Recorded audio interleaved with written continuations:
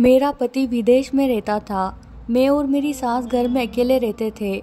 मेरी सास विधवा थी। वो रोजाना शाम को खाना बनाकर ले जाती और कहती कि किसी अनाथ को दे आती हूँ, तुम्हारे ससुर को पुण्य मिलेगा। एक दिन सास बेहोश हो गई और डॉक्टर को दिखाया तो डॉक्टर कहती है कि तुम्हारी सास गर्भवती है। मैंने सास को कुछ नहीं बताया और अगले दिन सास का पीछा किया तो सास एक पुराने घर में गई। वहाँ जाकर जैसे ही दरवाजा खुला तो मेरी आंखें फटी की फटी रह गई, क्योंकि मेरी सास, मैं अपने मामा के घर में रहती थी। मेरा आगे पीछे कोई ना था।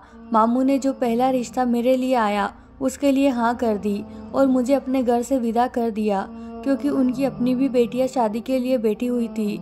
तो झटपट में मेरी शादी निपटा दी। मैं उनकी बेटियों से ज़्यादा खूबसूरत थी, इसीलिए मामी को ये खौफ था कि कहीं अच्छे से अच्छा रिश्ता मेरे लिए ना आ जाए। इसीलिए मेरे लिए जब अभिजीत का रिश्ता आया तो मामी ने मामा के कान भरे और जल्दी जल्दी ऐसे शादी कर दी मेरी, जैसे मैं घर से भाग जाऊंगी। लेकिन मेरी किस्मत अच्छी थी कि मुझे इतना अच्छा पति मिला। मेरा पति बहुत ज़्यादा अमीर नहीं था, लेकिन मेरी शादी होते ही पैसों की कमी का सामना करना पड़ गया था उनको, क्योंकि मेरी शादी में अच्छा खासा खर्चा हो गया था। मेरे पति ने शादी अच्छे तरीके से करने के लिए काफ़ी कर्जा ले लिया था, इसीलिए वो कर्जा उतारने के लिए उनको विदेश जाना पड़ा, ताकि वो कुछ पैसे जमा करके आ जाए। कर्जा भी उतर जाएगा और अच्छे तरीके से गुजर बसर भी हो जाएगा। उनके कागजात पहले से ही बने हुए थे, इसीलिए वो कमाने के लिए दुबई चले गए, जहाँ पर मेहनत मजदूरी करनी थी उन्हें। अभी मेरी शादी को 2 महीने ही हुए थे कि मेरा पति देश से बाहर चला गया और मुझे बहुत अफसोस हो रहा था। मैंने अपने पति के साथ ज़्यादा वक्त नहीं गुजारा था। अभिजीत ने मुझे कहा कि मैं जल्दी वापस आ जाऊंगा, थोड़ा सा सब्र करना। पैसों की परेशानी बहुत ज़्यादा है, सिर्फ शादी ही नहीं, अपना घर बनाने के लिए भी कोशिश कर रहा हूँ, क्योंकि अभी हम किराए के घर में रहते हैं। क्या तुम नहीं चाहती कि हमारा अपना घर हो? इस तरह की बातें करके अभिजीत ने मेरी उदासी को दूर करने की कोशिश की, क्योंकि उनके जाने की खबर सुनकर मैं काफ़ी दिनों से उदास थी।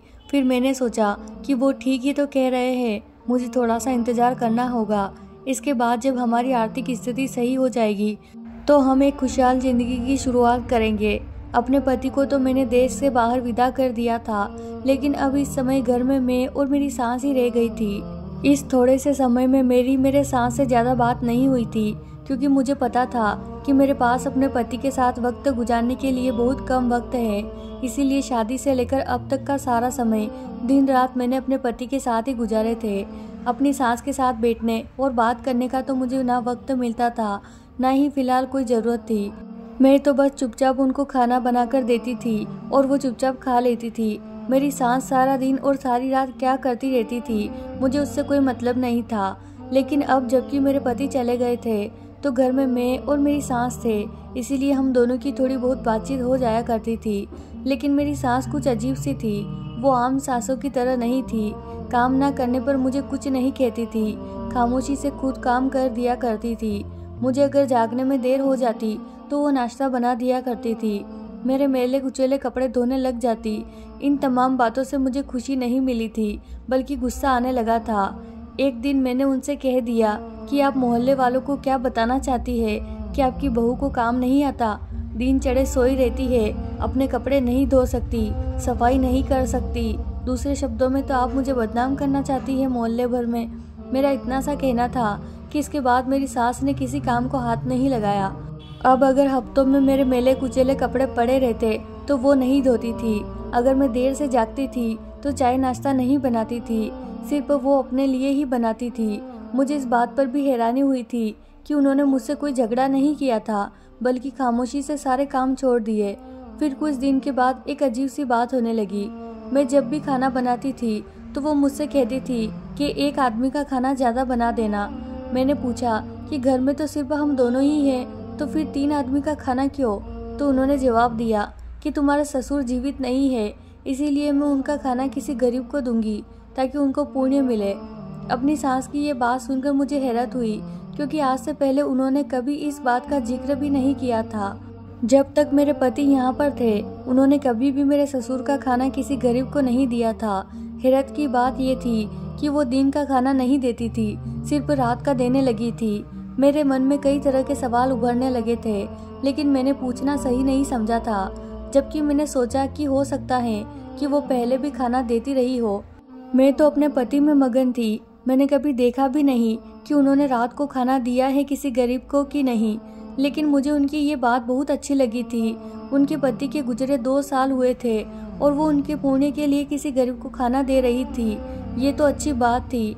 बहुत कम औरतें ऐसी होती है जो अपने पति की मुक्ति के लिए ऐसा करती है।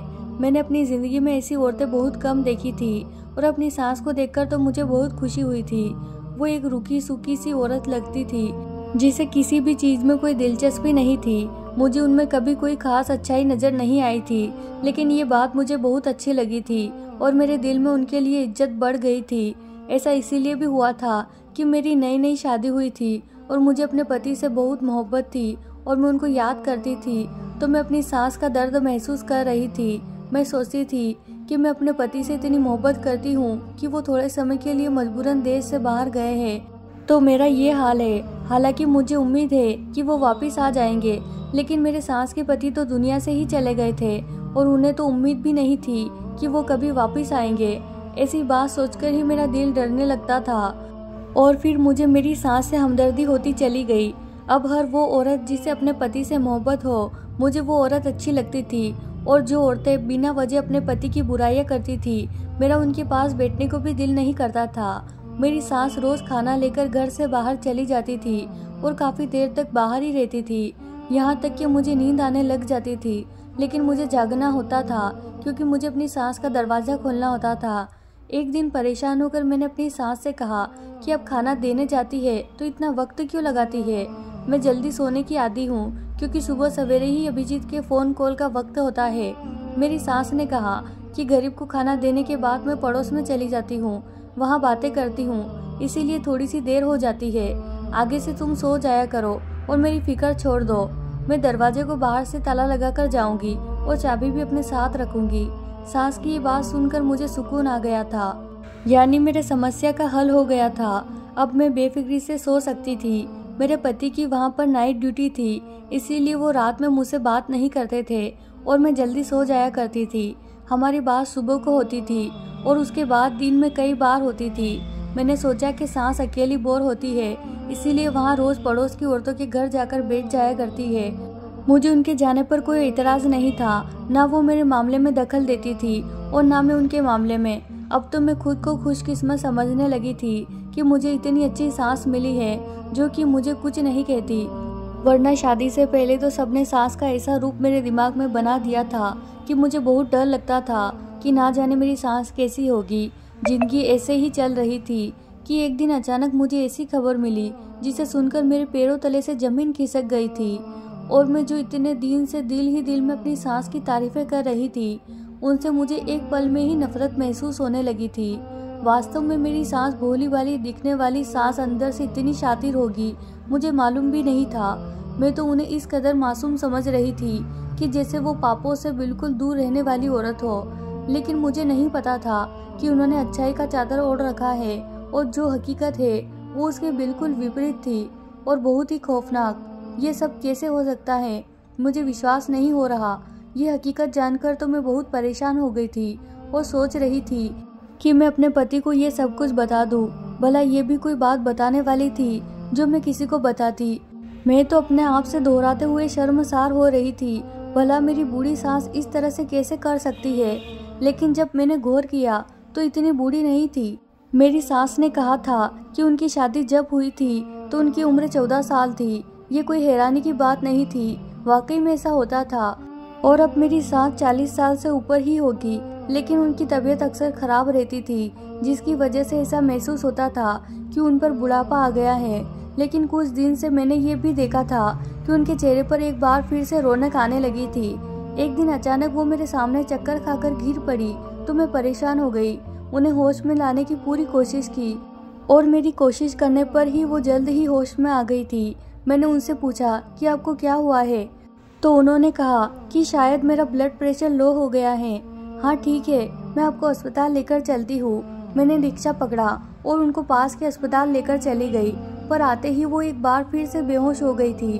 मैं परेशान हो गई कि आखिर उनको क्या हुआ है।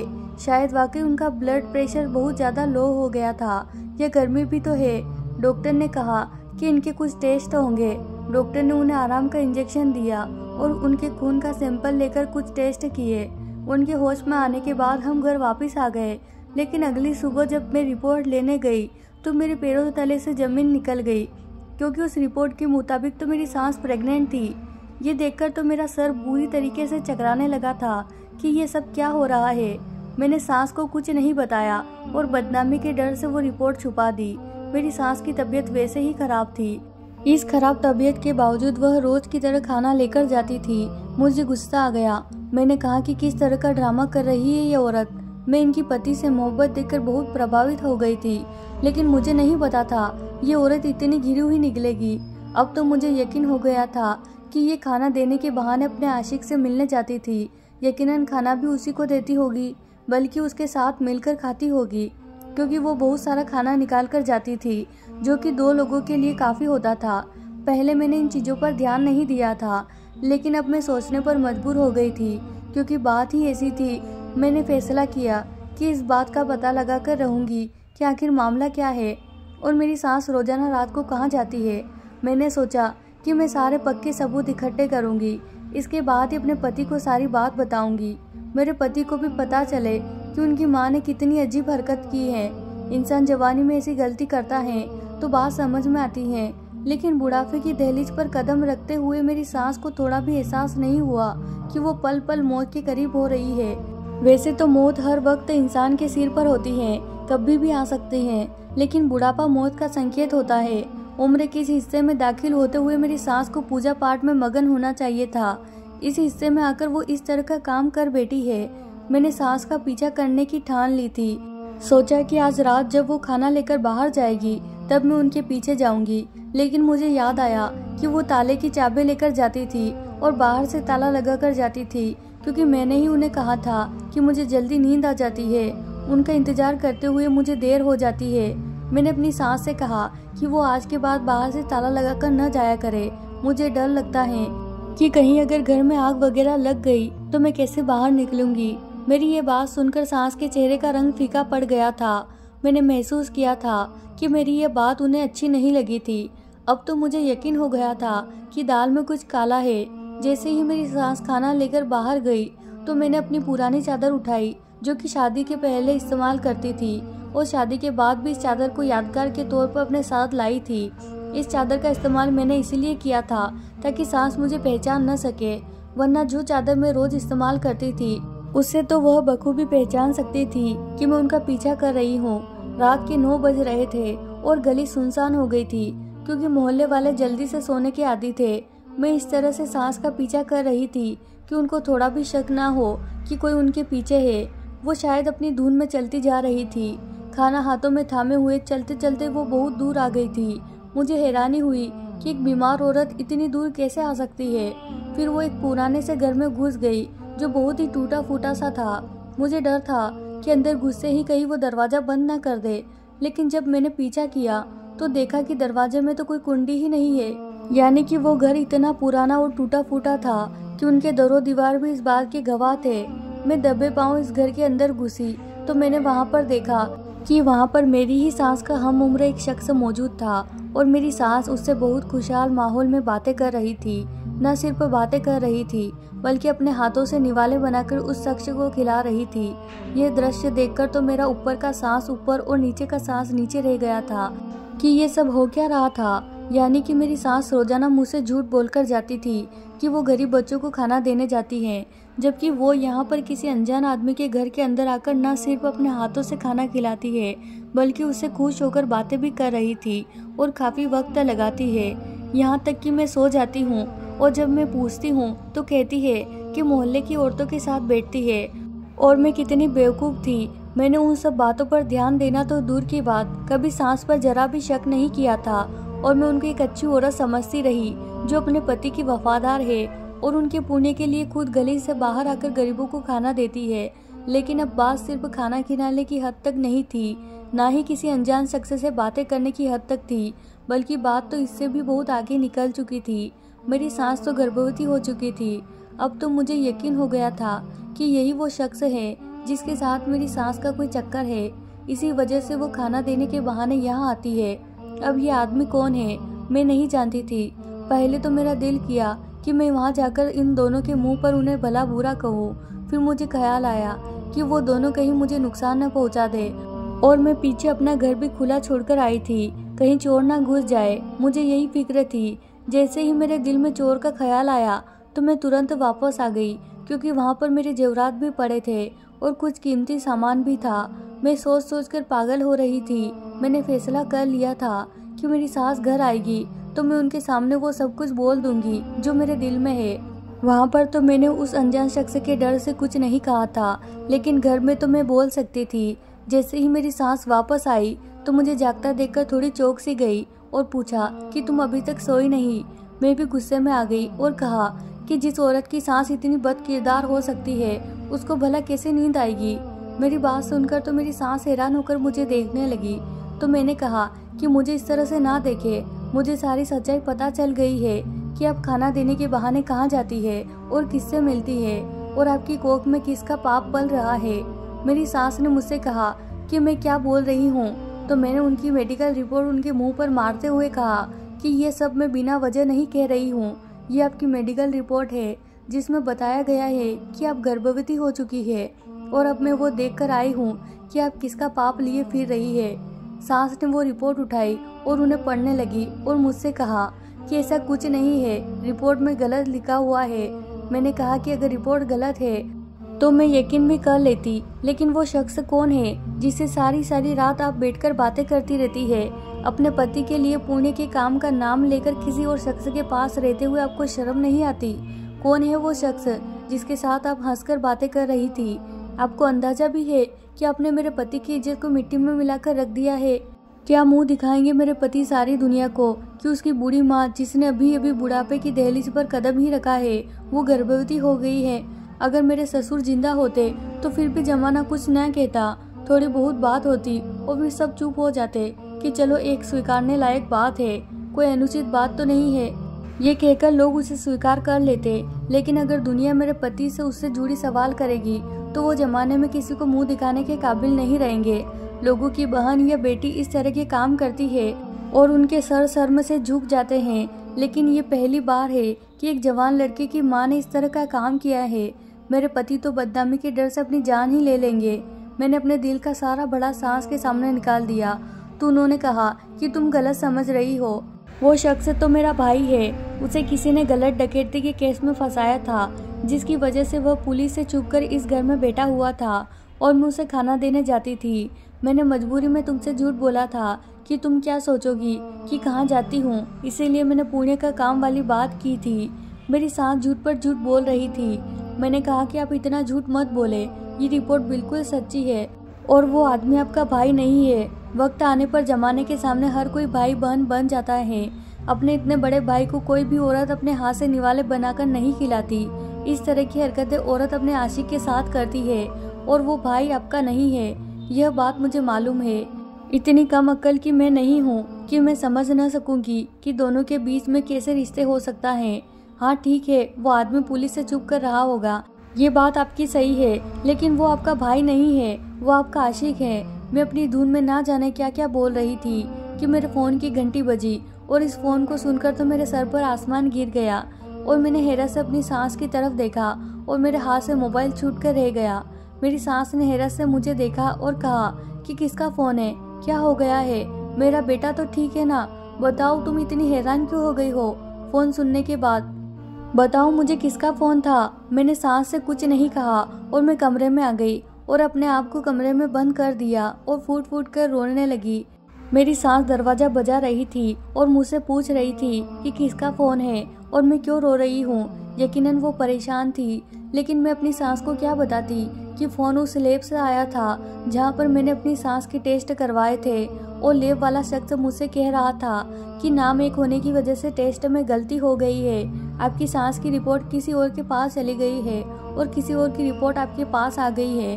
जो रिपोर्ट आपके पास आई है वो एक नई शादीशुदा जोड़े की है जो आपके सास के नाम की है और वो गर्भवती भी है। और आपकी सास की रिपोर्ट मेरे पास है और इस रिपोर्ट के मुताबिक आपकी सास को फेफड़ों का कैंसर है।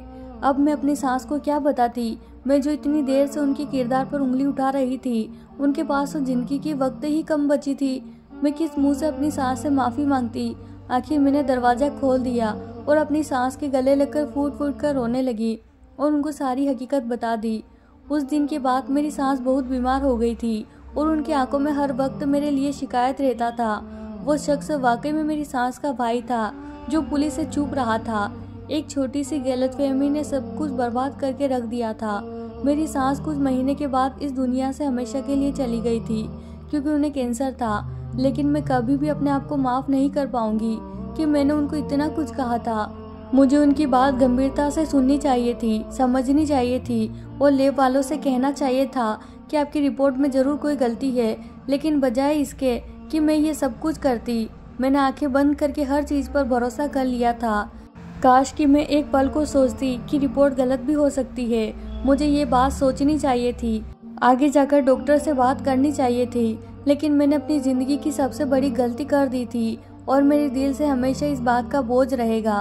तो प्यारे दोस्तों, कहानी तो कुछ इस प्रकार थी। आप अपनी राय हमें कमेंट बॉक्स में ज़रूर बताइएगा दोस्तों। और हाँ, चैनल पर पहली बार आए हो तो चैनल को ज़रूर सब्सक्राइब कीजिए और वीडियो को लाइक करना बिल्कुल ना भूलें। धन्यवाद दोस्तों।